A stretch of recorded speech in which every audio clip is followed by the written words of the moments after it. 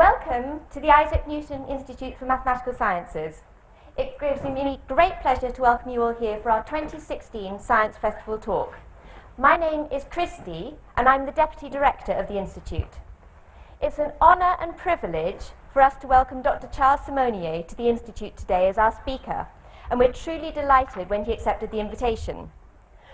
Before I introduce Dr. Simonyi to you, I know that many of you will have never been to the Institute before, and I'd like to share with you a couple of important and fascinating events that have taken place here.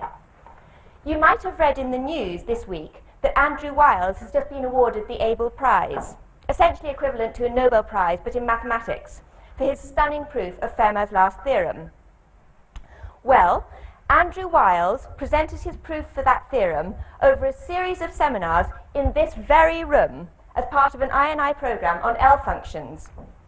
Another important moment in mathematics, part of the Institute's program on geometry and gravity, was a debate over 6 lectures between Roger Penrose and Stephen Hawking, 2 of the world's most famous and distinguished physicists. They debated whether Einstein's general theory of relativity and the quantum theory of fields, 2 of the most famous theories in physics, can be united in a single quantum theory of gravity. That these historic moments in the world of mathematical sciences were each just part of an Institute program gives you an indication of the impact of the work that is done here. The present programs are equally groundbreaking, in more ways than one for our current program on plate tectonics and melt in the mantle. So, that's a little bit about the work that goes on at the Institute on a daily basis. Now, let me introduce to you today's inspirational speaker. Actually, I thought long and hard about how best to introduce Dr. Simonyi. I could start off with his impeccable academic credentials, his undergraduate degree in engineering, mathematics and statistics from Berkeley, and his PhD in computer science from Stanford. Or I could talk about his many patents. I could be a little more conventional and tell you that for over 20 years he led Microsoft's applications group and was the architect of Microsoft Word, Microsoft Excel and other widely used application programs. What an incredible legacy. I could tell you a little bit about his interests, that he's a licensed radio operator and that he had telebridge conversations from the International Space Station with school children in America and in Hungary. But what fascinates me, and what I hope will inspire all of the children in the audience, is Dr. Simonyi's journey to these points. It is the story of, so he was born and brought up in Budapest in Hungary. While still in secondary school, he took a job as a night watchman at a computer laboratory overseeing a large mainframe computer. He took an interest in computing and asked one of the laboratory engineers to teach him to program. Well, by the time he left school, he had learned to develop compilers, and his compilers were so good that he sold one to a government department and was asked to demonstrate it to a computer trade delegation from Denmark. As a result, still aged only 17, he was hired by a Danish company and left Hungary. 2 years later, he moved to Silicon Valley in California, working at the hotbed, first of all doing his doctorate, a master's and doctorate, and then working in the hotbed of computer science talent that was Xerox PARC, where he developed the first WYSIWYG document preparation program. After 10 years at Xerox PARC, he moved to Microsoft at the request of Bill Gates, and the rest, as they say, is history. I could go on and on about Dr. Simonyi's achievements, but I know that you are all longing to hear from the man himself. So I will stop now and simply say it is an honor to invite to the stage Dr. Charles Simonyi. Thank you, Christy, for the very generous introduction. Of course, by the way, I would add that I talked not only to schools in Hungary and in the US, but also a school in Cambridge. And I have some of the notes of part of the transcript of that talk, and that was a lot of fun. So we are here to discuss orbital spaceflight. And it's, I think that the Newton Institute is a very appropriate place to do that, because Isaac Newton was the first to distinguish the suborbital and the orbital spaceflight in an illustration in the Principia, where you could see. Of course, he didn't quite have tourism in mind, but in fact, suborbital tourism is going to be a fairly common occurrence, I predict, in the next 10 years. You hear the news about Branson's activities, and of course Jeff Bezos is working on suborbital tourism, which will be available at a reasonable price, shall we say. For 15 minutes, you'll be able to do a jump to space. Now, orbital spaceflight is quite another matter. It requires much more energy, and it's still a very rare occurrence. In fact, only about 500 people have had the privilege of being in orbit around the Earth. You might ask that there surely have been more than 500 space flights by now, and you are right. But it's the same people who are being sent up over and over again. So there have been over 1,000 space flights, but only 500 people who have had the privilege. And with this privilege comes, of course, the responsibility to share the experience. And that's what I would like to do, is to share the experience with you through slides and through the description of the whole process. Now, of course, we know most of these 500 people are people of the so-called right stuff. These are the elite, the crème de la crème, people who are in perfect health and perfect in every way, very impressive people. And we know that they can accomplish a lot. And certainly the early space travelers took considerable physical risk as well, and unfortunately some of them perished, and advancing a dream of space flight. The question comes up that what about the rest of us, people without the right stuff? What are really we know what the maximum requirements are for space flight, but what are the minimum requirements for space flight? And that has not been explored until a very interesting window opened up in the beginning of this century, from 2002 to 2009.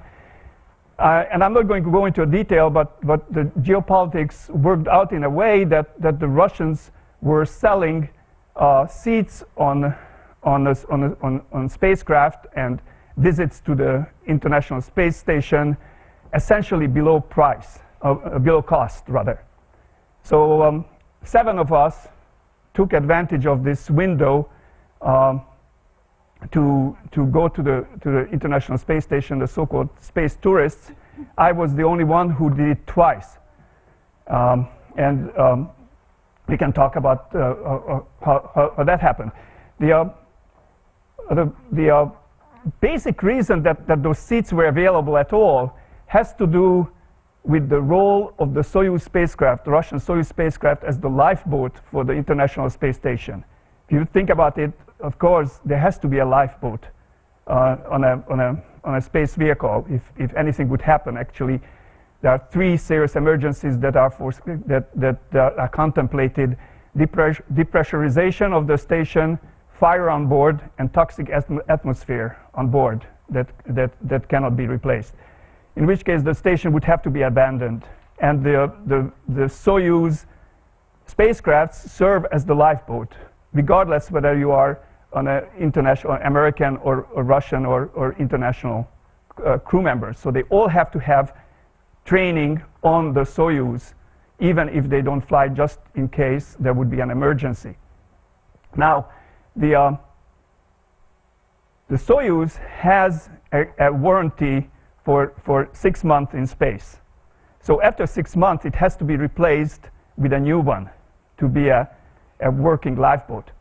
So every 6 months, there's a replacement of the Soyuz, and also there's a replacement of 2 of the crew members. It's considered, or was considered, fairly dangerous to stay in space for more than 6 months. There are all kinds of problems. I will describe them. So every 6 months, Soyuz goes up, 2 persons are replaced, and another Soyuz comes down. And that period of replacement of the Soyuz, by the way, is a 3-seat spacecraft. So that replacement leaves 1 seat empty, if you will. And that seat is called the taxi seat, and that was the seat that was sold for the tourists. So it's kind of interesting. I went up on a TMA 10, and I came back on TMA 9, which was up there. I went up with Oleg and Fyodor, and I came back with Mike and Misha.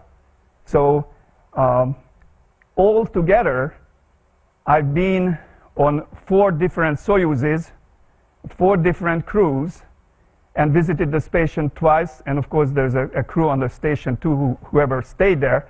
So I traveled with 6 different crews on 6 different space vehicles. Some of those crew members were American astronauts. Interestingly enough, they were all called Mike. It was Mike LA the first time, and then Mike Barrett going up the second time, and Mike Fink, Colonel Mike Fink, was coming down the second time.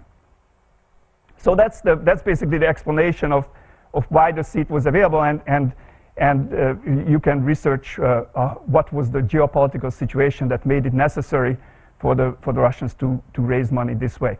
But just as unexpectedly that this window opened, the window of opportunity opened, it also closed at 2:09. So I was very fortunate, made the quick decision of taking the opportunity to fly again. I knew that if I don't do it then, I probably wouldn't be able to go into orbit ever again, and it's probably not going to be possible for the next decade. So let's look at some of the details of why fly, especially why fly twice. The public reasons, one of them is to support space, and I said without the support of the space tourists in that narrow window, there was actually a difficulty of funding the Russian segment of the space station. And of course, the space station is a heritage of humanity, and I think it was good for the tourists to invest in that, to maintain it for that period. And popularizing science, I think, is also a nice public role. Having an amateur, if you will, somebody that you might relate to more than a hero, go to space and describe their experience from a point of view that is probably closer to your point of view than a professional's point of view. I think that helps, especially children, and I'm happy to see the kids here to have more interest in space, and through space really is more interest in science, because they are so intertwined. Now, privately, of course, I've been fascinated by space, like most people are. I never thought that such an opportunity would arise. Nobody has really. But when it came, it was fantastic to be able to take advantage of it. I always had this desire to learn about things in great detail. I mean, learn about things through books, that's one thing. And in fact, when I first got engaged with computers, that was because of my frustration that I didn't understand what those boxes were all about. And that frustration was relieved only when I learned every last bit about them, and I had this opportunity, and now I know a lot about the Soyuz and about the space station and the details of space flight, which I want to share with you. And you get an incredible health checkup, which is not necessarily a positive thing when you are symptom-free. And in fact, let me mention the dangers of space flight. The health checkup in itself is fairly dangerous. It's all the checkups are basically designed for people who are sick, and they can be quite invasive, and some of those invasive checkups might cause more harm than good if you are not sick to begin with. But at least I know that I knew at that time that I was pretty healthy. I got a little bit sick later on, 2 years after the flights, probably because of one of the invasive procedures that was involved catheters into my heart, and I got a blood clot at the place where the catheter was inserted. So, there's no way to tell if they were connected. They probably were. Now, the space is not a benign environment. There are two big issues with space. One of them is the weightlessness, long-term. This is for long-duration space flight. Especially now people are talking about going to the asteroids or even going to Mars.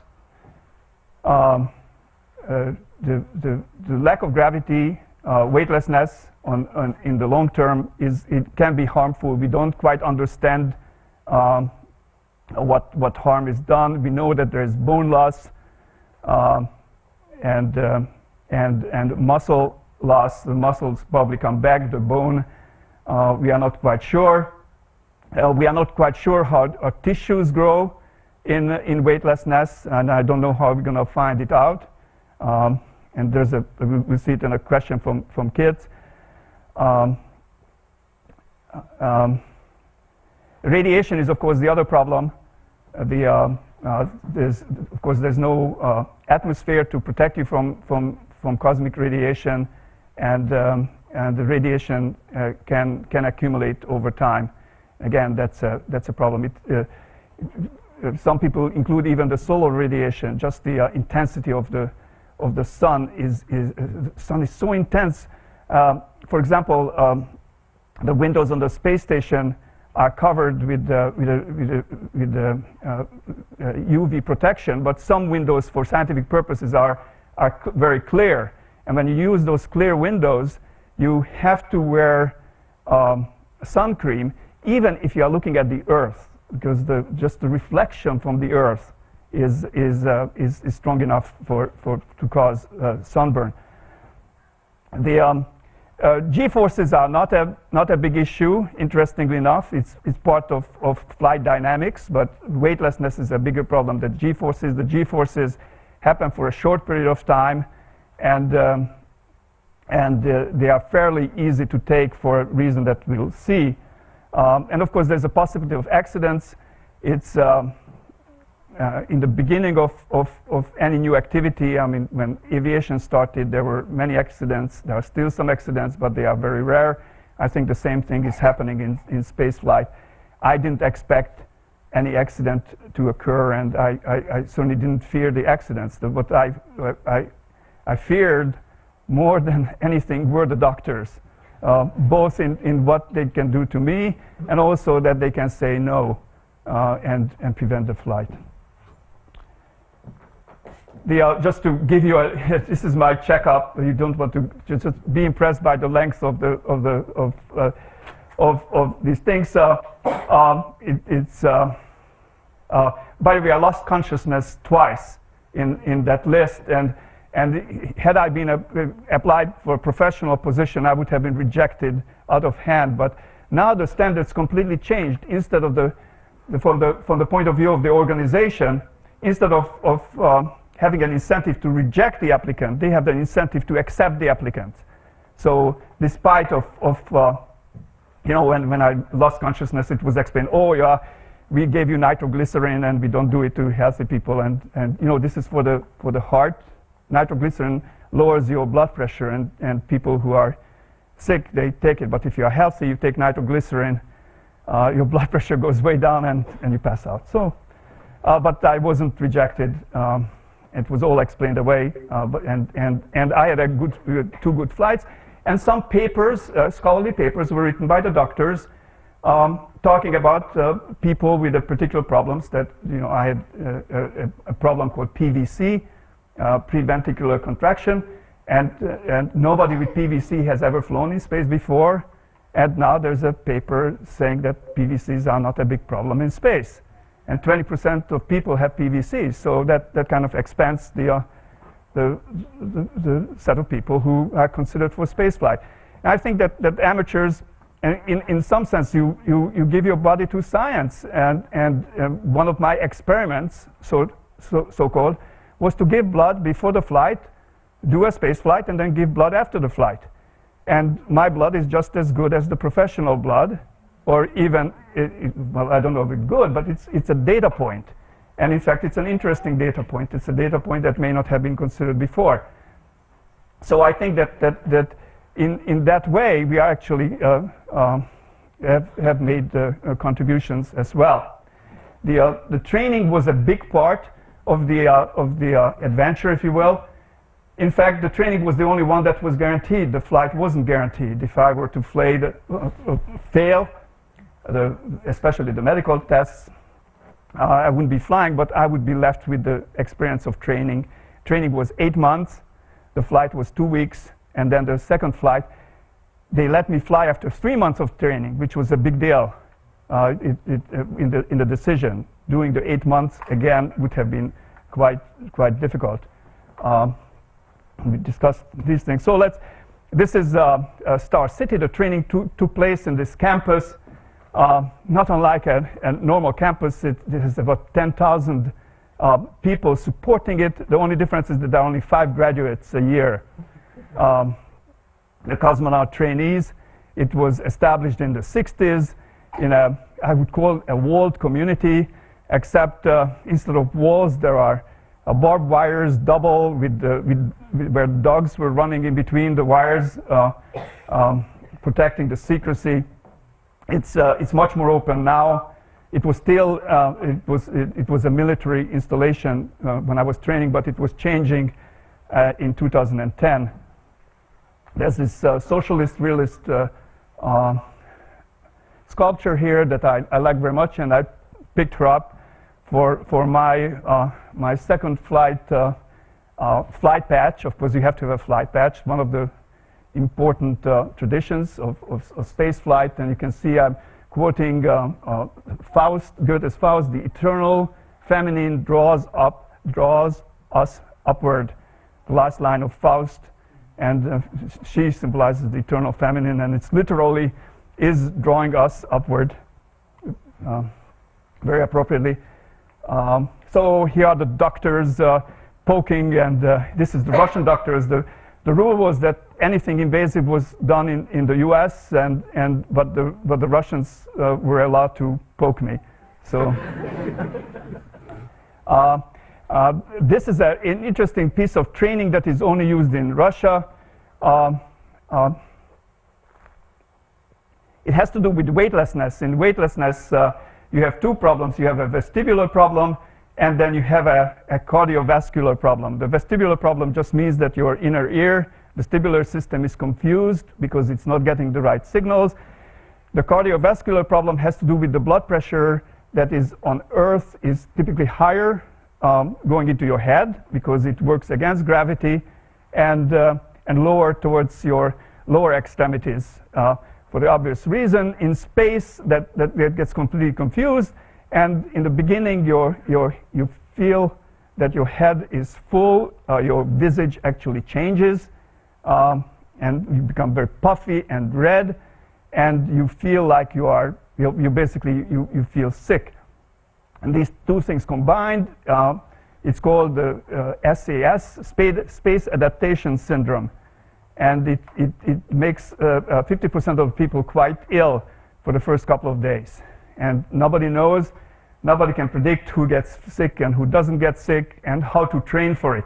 And this is just like early medicine.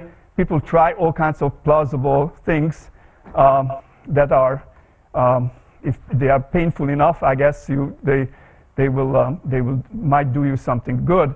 And this is what I'm doing here is the vestibular chair, where you are rotating you in a chair, which wouldn't be a big problem, except you have to move your head from side to side like this, which create Coriolis forces in your inner ear, and you have you get very strange sensations of movement if you do that. And it's supposed to prepare you for SES. And I'm kind of a believer in the method because I didn't get sick. I mean, again, it's just one data point, and there are so few data points if you think about it. I'm a believer in it because I didn't get sick, and when I felt uneasy, it reminded me of the training, and and I knew that I survived the training, so I'm going to survive this one too. That's how I thought. Before here I was really suffering because this was my first test. Before the flight, we were doing progressively more and more in the chair. 2 days before the flight, I was doing 30 minutes without any problems, and I went and had lunch and was feeling fantastic. So you can get used to it. This is being plugged into a centrifuge, and this is being spun around a centrifuge.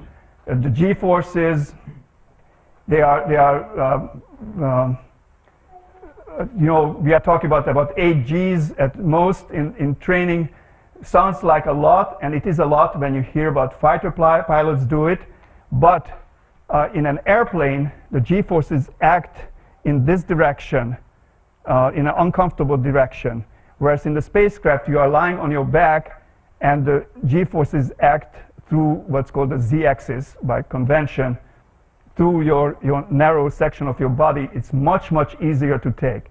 So, for example, we don't wear G-suits, and it's quite comfortable, and it took me the experience to believe that is true. I was told that it's true. That was one of the aspects that scared me the most, is to fly, to take 5 to 8 Gs without G-suits. I knew that I couldn't do that in an aircraft.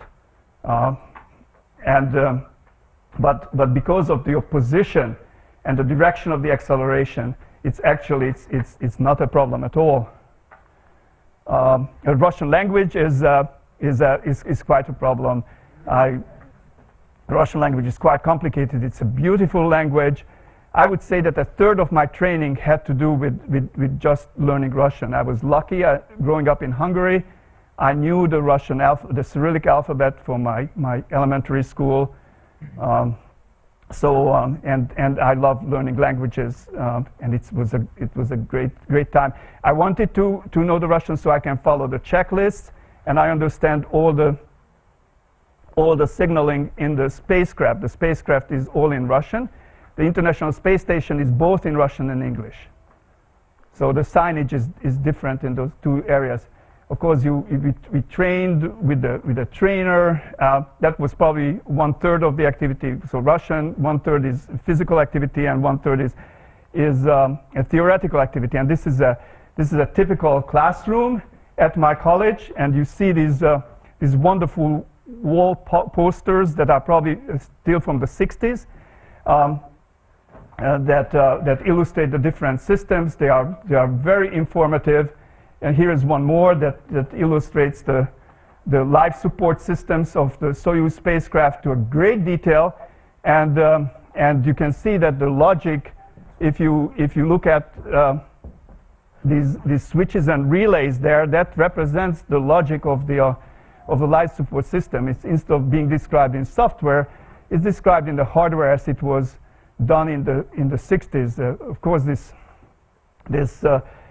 tradition and just the long background of the spacecraft really made it very robust, and you knew that it was tested many times. And it's a very simple system that you can understand pretty much by looking at it. And when it was time for the exams, you know, we had to go around and explain what was the different elements of the life support system were. As I was mentioning, the way we are in the spacecraft is in a horizontal position. It's not quite true because the spacecraft is not wide enough to accept you stretched out. Your knees are all pulled up. And basically, you can see my knees there. And we have this thing called the seat liner that is cast to our body. So here we are taking a plaster of Paris impression of my body so they can create the seat liner that will protect me, would make me comfortable, but especially protect me at the very last second of the flight when you impact with the ground. You get a fairly severe, you're going at 10 meters a second, which is about 25 miles an hour, and when you hit the ground, then it's a substantial jolt, but the seat liner will make it much easier. Let me say a few things about the spacesuit. The spacesuit was a large part of the whole physical experience. Why do you need a spacesuit at all? It's not because of the G-forces. The spacesuit basically protects you from the accident of the spacecraft being depressurized. And so you ask yourself, how often does that happen? Well, it only happened once. Unfortunately, when it happened, the crew did not wear spacesuits, because that was during the Soviet time, and they crammed 3 people without spacesuits to compete with the Americans. And there was a depressurization incident just before re-entry, and the whole crew came back intact, but they perished because of the depressurization. The Russians had two accidents. This was the second and last one. And of course, before the flight, we go to the wall of the Kremlin to remember the fallen heroes. So the spacesuit is taken very, very seriously. But if I look ahead, you know, it's a little bit like parachutes on airplanes. In the early days of flying, parachutes were very important. Today, nobody would worry about parachutes. Accidents still happen, but we don't worry about. We don't think that the parachutes will save you from those accidents, and we just accept the risk. And I think in the long run, the same thing will happen. The spacesuits are not going to be used in either tourism or in normal space flight. But until then, let's look at how a spacesuit would work. Basically, it has a rubbery inner layer that will be airtight, and then the outer layer is just protects the rubber from so that it won't get pierced somehow. You enter the spacesuit through a tunnel that is in the middle of the suit. So you can see that I put on the pants, if you will, which are integral, and then I put my arms through the arms that don't have the gloves on them yet. So right now we have 4 holes on the spacesuit: the 2 arms, the tunnel in the middle, and my helmet, which is behind me at this moment. After this stage, so this is how we look after my arms are in. So we still have 4 openings in the spacesuit. The helmet is behind my head. The difficulty comes at this point. You have to kind of bend over and pull the ring over your head, and so that your head goes into the helmet. And here it is. I'm pushing my head through the ring, and the tunnel that I came through is now hanging in the front of me. Okay? The helmet is integral to the suit, so it will close like this, and it will seal hermetically in front. And what I'm doing now is we are sealing the entry tunnel. And the way you seal the entry tunnel, because it's kind of this rubbery material, you kind of gather it up and make a sausage out of it, and then you use 2 rubber bands, surgical rubber bands, to seal it. Just put the rubber bands around. Why use 2? In case one of them would fail. So there's a rubber band in my hand, and then you take what remains and you kind of stuff it into the protective sleeve, and then you pull up the zippers, and the zippers are not airtight or anything. Again, it's just a protection. Now there are only 3 openings on the spacesuit, and you can see the two gloves are not there, but you can see the rings that will seal the gloves, and also my helmet is not pulled forward, or rather the visor is not pulled forward. The back of the visor is material, flexible material. So as I pull it forward, it just kind of stretches on the back, and the helmet is going to seal around my face. On my chest, the pressure valve that controls the pressure inside the suit. The suit is usually open. It's only in an emergency that you pressurize it with oxygen.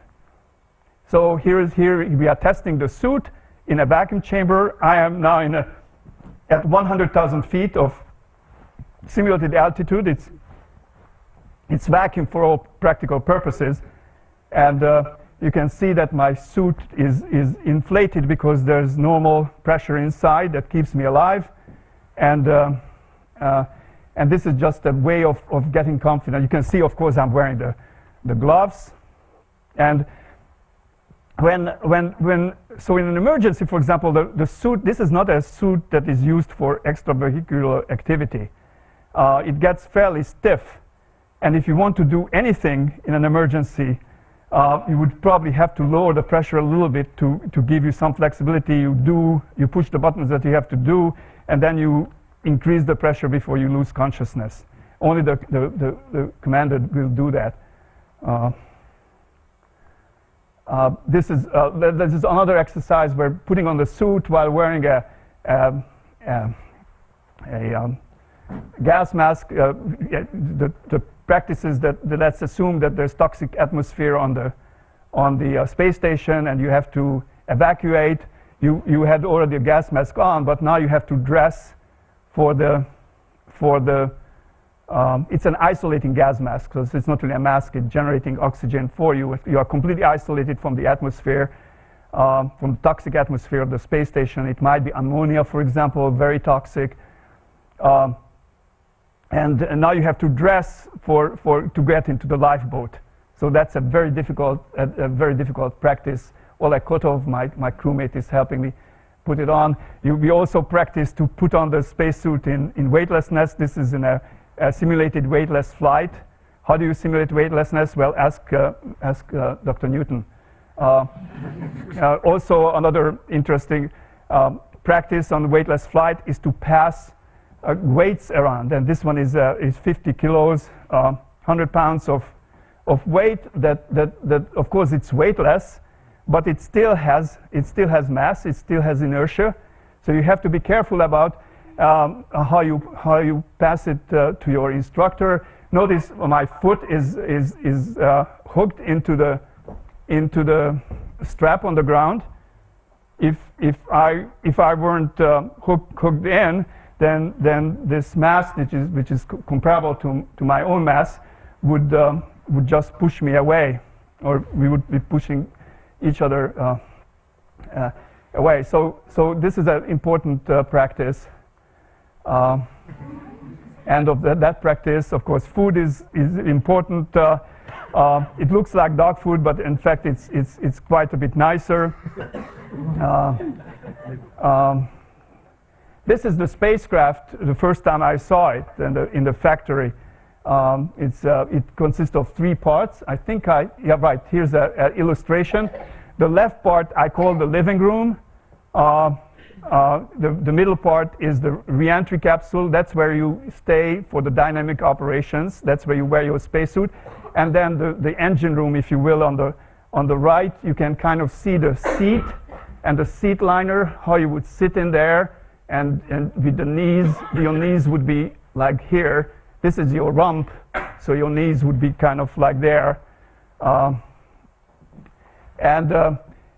it's very crowded, I think right here you can see how crowded it is, but you are not here for long, and I think it's a very good design where they put all the stuff that is not necessary for survival into this separate room, the living room, which won't return to Earth. It will burn up. In fact, that's how we bring back garbage. So the living room, we are looking down from the living room into the capsule. These are my crewmates. The commander sits in the middle. This is a control panel, survival. We have to practice for survival. They tell us that the spacecraft will get you down no matter what to the surface of the Earth, and then the emergency begins.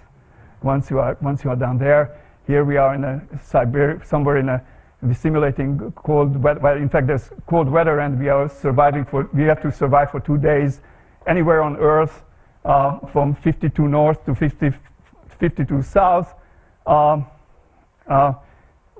Given all the supplies that we have, which includes 10,000 square feet of parachute nylon that you can use to build, for example, a teepee, and we also have a very nice kit, survival kit. I mentioned the cardiovascular problems with weightlessness. This is now we are in a few days before launch, and I'm back and my crewmate, and we practice for the time when the blood will go into our heads.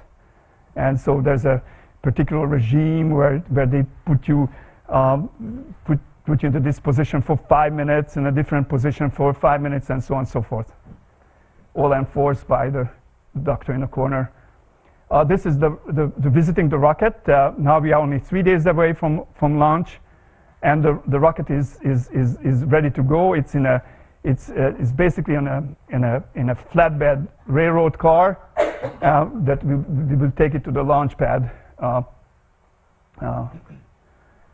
Here comes the train to the launch pad. People are standing around, putting Copex on the rail for good luck, getting smashed by the engine, and then it gets erected the day before. It reminds me of the obelisk of Luxor in Paris. There's a beautiful drawing on how the obelisk was erected, and we still do that. Our breakfast just before lunch. We get an animal also. The pressure testing the spacesuit. Notice the white gloves. We get the white gloves just to be able to wave. And that's a different glove that's taken off just before we enter the spacecraft, and we get a different glove that doesn't look that smart. But this is a tradition, of course. We're ready to go. So the launch, everybody feels that this of course it's a fantastic experience looked at from the outside, and I've seen it twice from the outside before this launch, and it's noisy and amazing and in some sense violent when you're looking at it from the outside. From the inside, it's completely different. It's very quiet. You don't hear the noise, and the G-forces are very mild. If you think about the rocket is full of fuel, so the acceleration is the least of all times at launch, because the thrust is working against the largest mass. So you feel like you are in an elevator, and the dark elevator, and the elevator just kind of started. You feel this gentle push. Maybe I would compare it with if you've flown helicopters, as the helicopter takes off. If you close your eyes, you feel that push. And if you think about it, imagine that you had a sports car and you put it into first gear, and you step on the accelerator, you would feel this push, of course, and assume that you are gaining 10 meters per second every second. That would be 1 g, roughly. But if you, it takes 8 minutes to go to orbit. So let's call that 500 seconds. In 500 seconds, just with 1 g, if you multiply it, you will already going at 5,000 meters per second. 500 times 10 meters per second. So it's a little bit more than that, but not much more. For example, it's at 20 meters per second every second. You would, at 2 g's, you would be more than in orbit. You would go to the moon. So it's less than that. That's all you need. And so a car that you could put into first gear and it would stay in first gear would take you to orbit. Unfortunately, usually a car kind of, you run out of RPM, you know, when you hit, I don't know, 40 miles an hour. But so you have to go into second gear. But if you could stay in first gear, you could go to orbit. Okay, here's the rocket. This picture was taken by my brother. So you can get this close to the rocket, and it's safe. It's not different than going to the airport and seeing an aircraft take off. The amount of fuel on board is not more than a fuel in a wide-bodied transport that is going to, you know, going across the ocean. So we will get used to it, I think. And here I am in orbit. The visor is open, and we are weightless, except that we are still in this crowded area. The Earth is outside, looking out my window, and this is what I'm sure looking at it. This is the checklist. You're going through the different points. I think of it that this is the score of the opera, and I'm playing timpani. In fact, I play the triangle. So, you know, every half an hour I have to go ping, you know, turn a particular valve that is closest to me. That of course they could also turn it in case I fail to do so, but they would have to get out of their seat and all that. So yeah, I did play and in the score I highlighted my little parts. You know, I'm sure that's what timpani players do too. But you have to, of course, understand the abbreviations and all that, which is great. Again, the Earth looks just fantastic. It's all water. It's mostly water. It's like 70%. You look outside, it's water. Looking at the random times. Now here, this is the commander. I'm looking at the commander's feet, and notice that he's wearing this tourniquet. That tourniquet we were all wearing. And this is to prevent or at least reduce the accumulation of the blood in your head. Don't ask me to explain how it does that, but it does just that by pressing on the right veins. I think what it happens is it traps blood in your foot so that it can't go to your head. It's graduated and it has numbers on it, and we adjust the numbers with the tension. And in fact, when we felt kind of sick, then we kind of tensioned it up, and then our legs felt really funny, then we loosened it up, and so we played with that. Here I'm taking a cat nap at the top, at the roof of the living room. It took us 2 days to get to the space station. Now people do it in 5 hours, which is kind of a pity because it's a wonderful preparation to be in space on this small spacecraft. The Soyuz, I'm wearing the fur-lined booties that are part of the equipment, and our sleeping bags are behind me, and the hatch is behind me too. And it's great in weightlessness you can use the 3 dimensions very easily. So we could you can leave space to the people. I could, you know, if I wanted to take a cat nap, I could go into one of these corners up and not disturb anyone. This is a weightlessness, again, illustration of apple juice. This is how apple juice looks, with this squeezed out of squeezed out of this container of juice. And then, of course, you mustn't let it touch anything, because then it will stain what it touches. What you do is you touch it with your lips, and then you basically get a gulp of apple juice. Of our breakfast. This is the toilet. This is the toilet for the spacecraft, ready to be used. I'm not going to go into. I have some more on the space station toilet, and I don't know how much. You can ask me in private the details. This is we are approaching the space station, getting pretty close to it. That's already a video image of the space station coming up, and this is my first view of the space station. It was astounding, just coming up on 2 days in space. Everything is just the Earth and us in orbit, and then suddenly there's this giant structure. It's as big as 3 city buses, one after the other. I think this is not done. This is a standard picture, but illustrates the space station. It's 3 city buses, one after the other, and then all these appendages that look very fragile. Of course, you can build like this in the weightless environment, but it's an enormous structure, and the colors change constantly. We just arrived at sunset, and the colors are changing very rapidly. It's 16 times faster, the sunset, than on Earth, because it takes 90 minutes to go around, so everything happens 16 times faster. And the colors change, and it's like going into a modern opera. The lighting is I mean, it's very theatrical. The whites are brilliant white, and then the colors can get very deep. So here we are on board of the space station. This is the Russian segment. The dining table is on the left. Lots of garbage bags, food rations on the right. Looking now just turned around, and it's looking forward.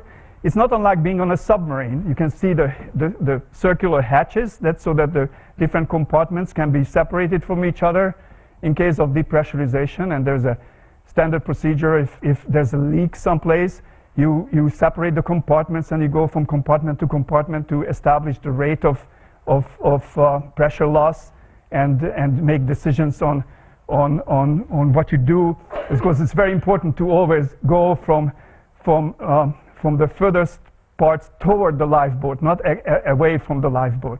So you have to. The procedure calls for toward the lifeboat, measuring the pressures. This is the American segment. It looks more like what you see in the movies. But that's not where people eat, and that's not where people go to the toilet.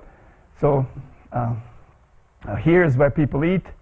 And notice, for example, the use of sticky tape to the cutlery is simply stuck at its end to the sticky tape. It's duct tape, and it's pretty much all improvised, because whatever is designed on the Earth probably didn't work in real life. And this has been in use at this point for over 7 years. So it's kind of well used. If you look at the walls, they are stained. They are Velcro walls, but every time a little piece of juice gets loose, food particles are not a problem. You can always catch them and eat them, but juice, when touches anything, that will stain it, and it will stay there forever, and you cannot just rub it off. So it's again another view of our dinner. Looks a little messy. There's a sleeping bag in the background. A Japanese astronaut is taking some water for rehydrating food. This is what's behind the panels. The rat's nest of wires that keeps the station alive, as you see. And then, of course, little icons and crucifix left there by various crews. This is the toolkit. As you see, again, it's pretty much improvised. Lots of use for the various qualities of tapes. Duct tape is very useful. It's a tool holder that is improvised from styrofoam, just like you would see in a garage. This is water in a container. I practiced, of course, yoga and learned to levitate. This is Michael Turin, and he's been up there for 6 months, but he was very fond of these pants, so he was mending it all the time. The commander is vacuuming. It helps a lot. There's a lot of dust, so go around with a vacuum. But here you have to vacuum everywhere, on the ceiling and on the floors. This is me working on one of my experiments using thermoluminescent dosimeters that are on the floor right there, and I'm writing down the dosages that have been measured on the station. I volunteered for as many experiments as I could. Here's the toilet on the station. It's a very interesting device. The solid waste is actually kept in this container, and when the container is full, then we have to replace the whole container. This is the control panel for the toilet. You can compare it with 2001 Space Odyssey that has a big checklist for using the space toilet, and this is reality. But you can see there are lots of buttons there, and there are a lot of lights that have to come on in particular order. This is the insert to the so-called insert that will hold the solid waste before usage, and this is me passing the exam on the ground of how to put the insert into the toilet. It's a little bit like a shop vacuum. That it's the filter part of a shop vacuum. There's a considerable airflow that is established by the device that keeps the smell to absolute minimum, and it's actually quite comfortable to use. And of course there would be smell because the solid waste is stored there until it's full, which happens around a day and a half with a crew of 6. These are the wipe yourself. This is a storage area where the empty containers are stored for the future. The containers are cones, so they can be stacked. They come in parts so that they can be stacked up like ice cream cones. And here we are replacing the container. Here's a full container ready to go to the garbage dump, and here's our garbage dump. This is garbage that is accumulated, and it will be deorbited in the next opportunity. This happens to be the living room of a freighter that will be deorbited, but also the living room of the spacecraft when a crew is going back. We also stuff it full of garbage, so that it will be burned up.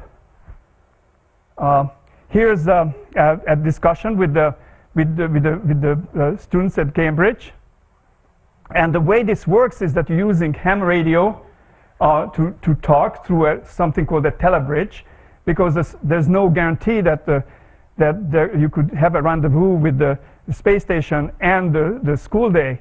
So when the kids go to the school, the station is probably somewhere in Australia, and for example, in this case, it was in Australia, and they find a volunteer who will wake up at 4 a.m. in Australia, perform the communication with the shortwave radio, and then through telephone lines, the kids can ask the questions. And of course, there's only 5-minute window from horizon to horizon for the amateur radio. So we get the questions ahead of time. We get it on an email, and of course I make my notes of what I'm going to answer, because we have to answer very quickly. The kids read the answer. And these are the questions from Cambridge. You can see that. Can you take a photo of Cambridge and send it to us, please? Was one of them. But two questions were very cute, well, very interesting. Let me just mention that if a child was on the ISS, would they grow normally? That's a terrific question.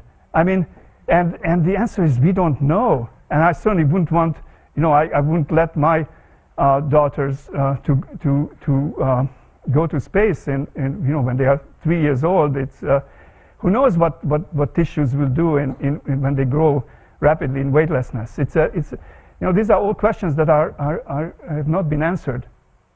And anyway, there are lots of other. One of them is you are close to.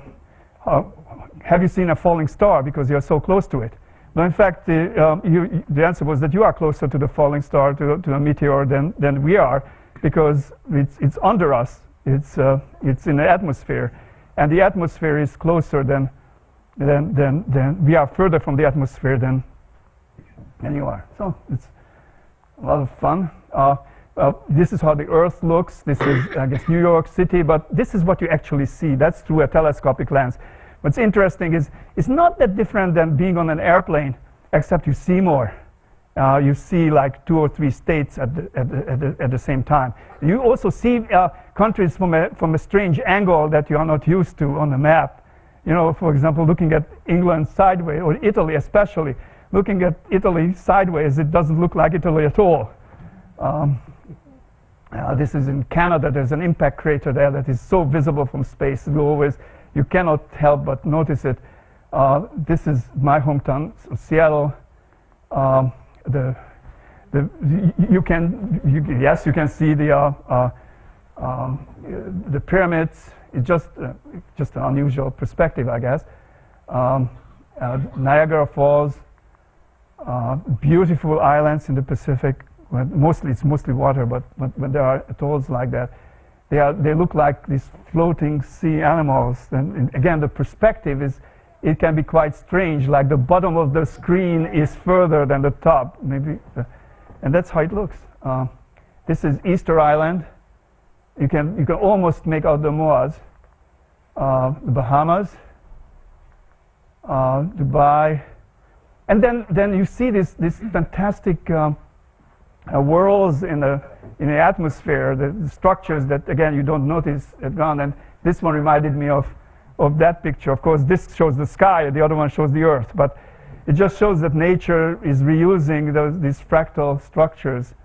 And that's Paris at night. At night, there are 2 things that really stand out. The cities stand out. In fact, the whole countryside, it looks like the brain in a way, that the cities being the cells, and then there are these thin lines going every which way, connecting the light of the cities. This doesn't show that, but you can imagine the little axons that go out from the cities, the highways. Lightning is another thing that is amazing from space. They are much more extensive and much more synchronized than you would imagine.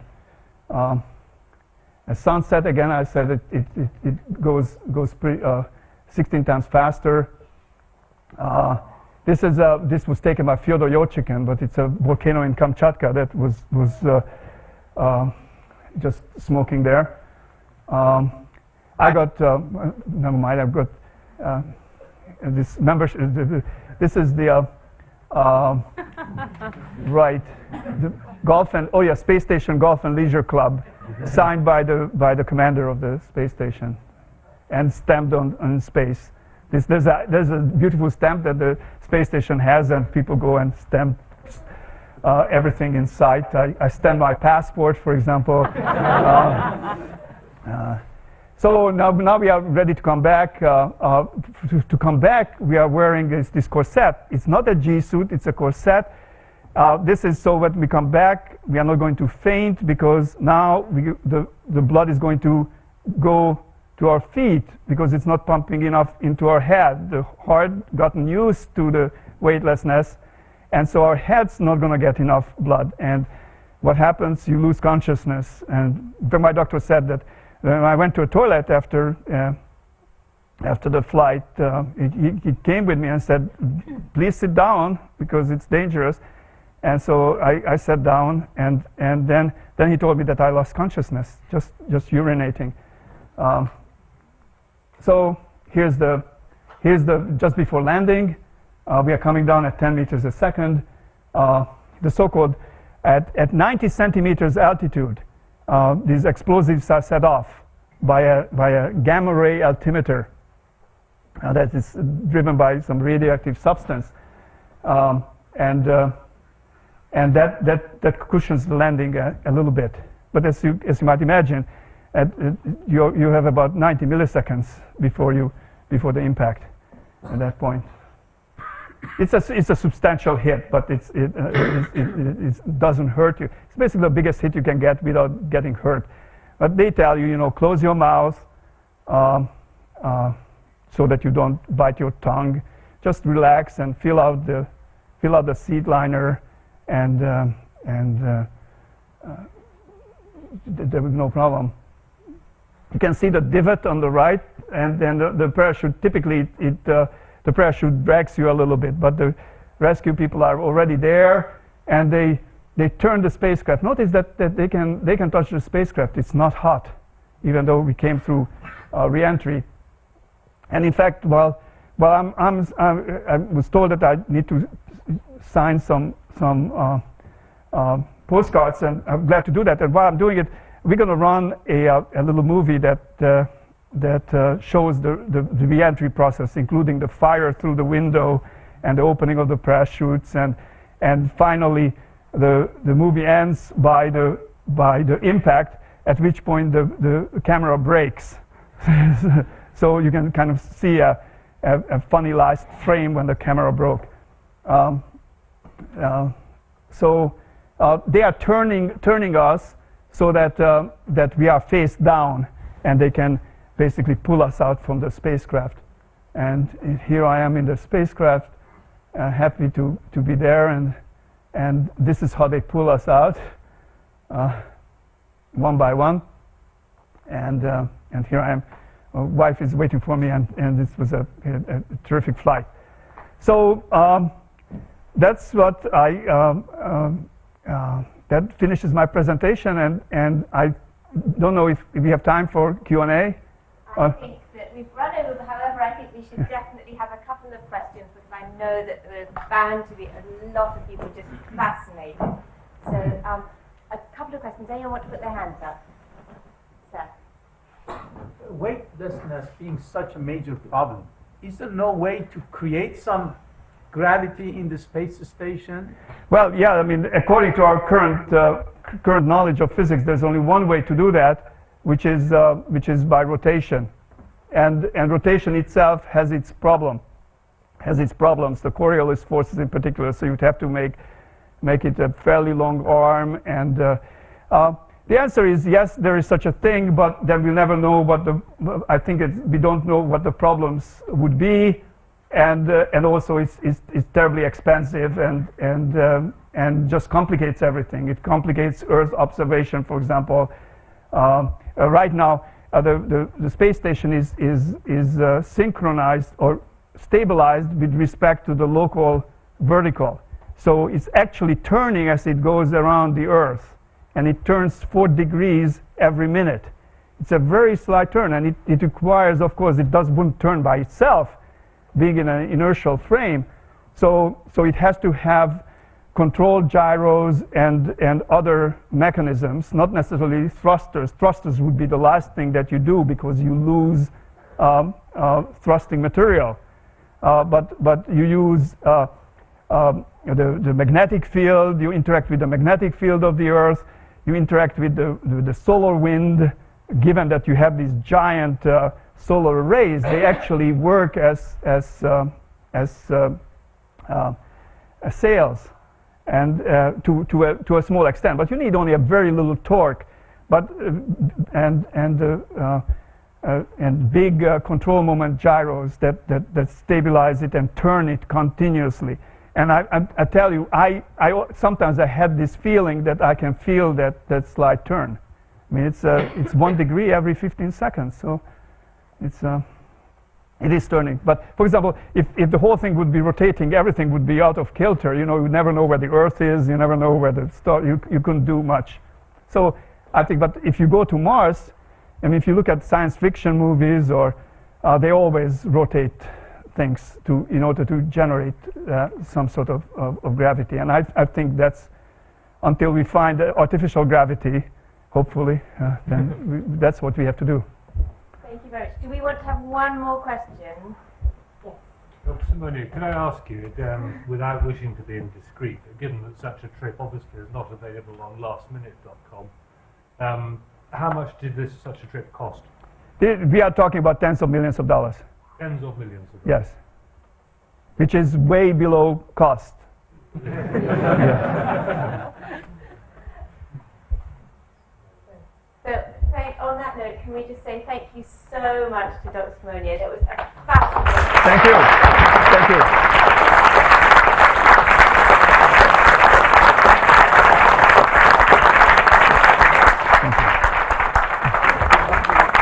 Kindly agreed to sign autograph postcards for those of you who would like. So there should be a postcard on everyone's seat, and also for the children, there are ones at the front here. So thank you very much, and enjoy the rest of the Science Festival. Watch out a bit.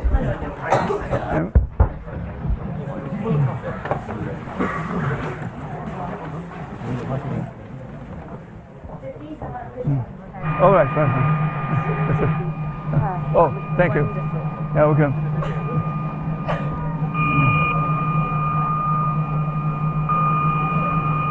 Oh my word. How are we going to do this? Wait. Huh? No, I can walk by, I think. Okay, but let me do this. No, thank you.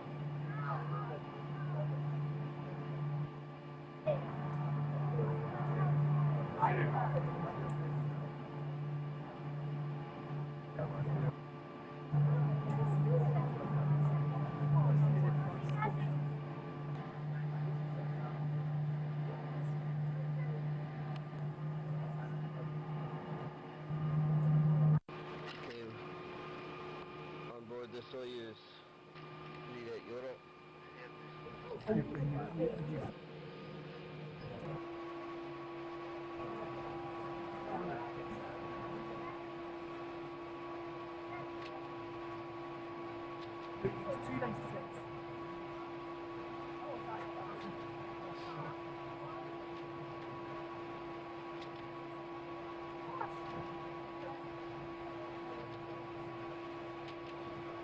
Летит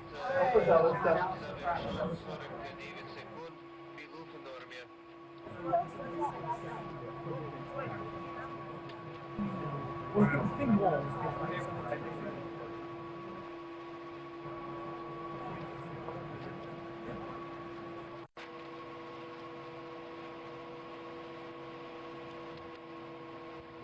Есть работа двигателя.